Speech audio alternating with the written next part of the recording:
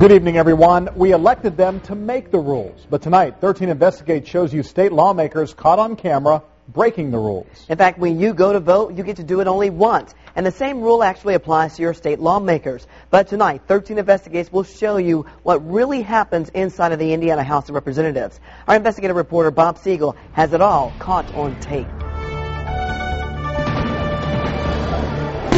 Will the members please come in and take their seats? The House will come to order. The Indiana House of Representatives. It's where your elected lawmaker represents you one vote at a time. At least that's how it's supposed to work.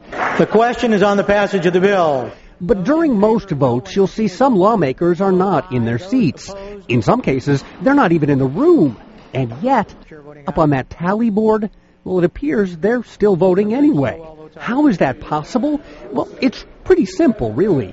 You see, if your representative isn't around to cast a vote, chances are someone else will do it instead, like Representative Clyde Kersey.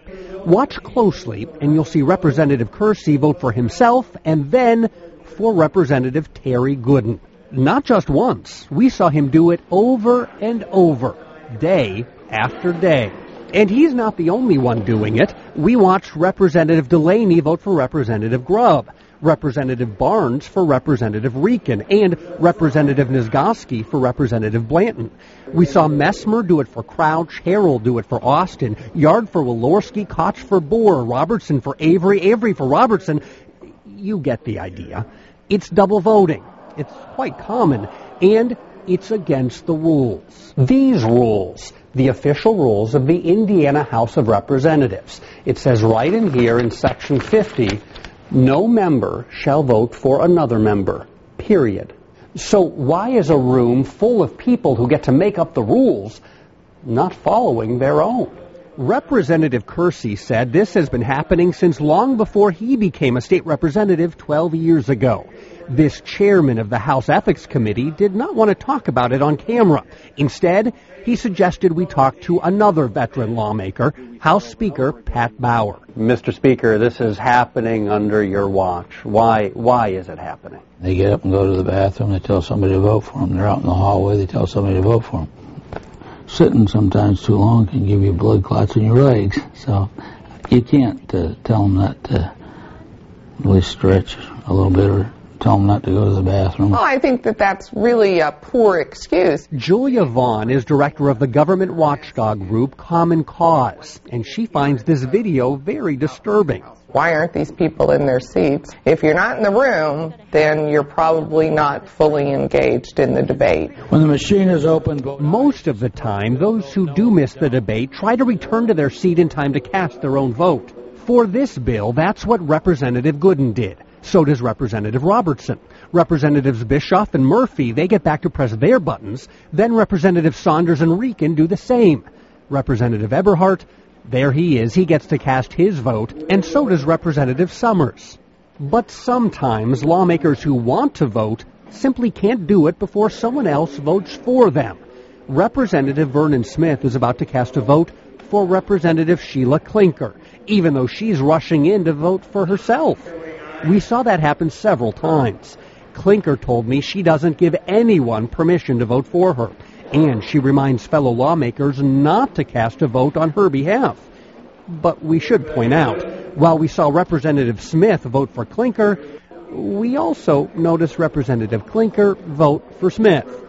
Neither one of them wanted to talk on camera. They're there to make decisions and vote for themselves. Leadership should step up and say this practice has got to stop. We need to be a little bit more strict about the rules.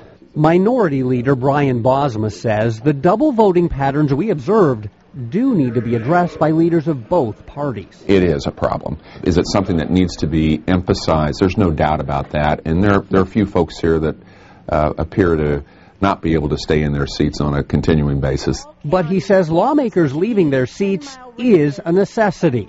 And he thinks Speaker Bauer does not give those members long enough to cast their votes. There needs to be enough time for a person to return to their seat under the current leadership. That time frame has been very short. The Speaker disagrees. They should be in their seats 99% of the time, and it should be an aberration that they're out in the hallway or talking to constituents. They need to be, the people's business needs to be done, and they need to be there for it. There's a lot to disagree about inside this chamber. But when it comes to voting for someone who's not in the room, well, that's one issue where both parties do agree. That's not right. It should not happen. They're not supposed to do it. That's the bottom line.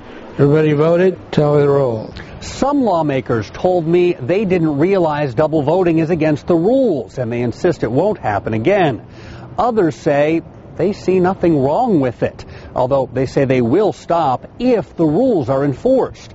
The House Speaker says he will start enforcing the rules. Representative Bauer told me he's going to start paying more attention to double voting and may even discipline lawmakers who cast multiple votes.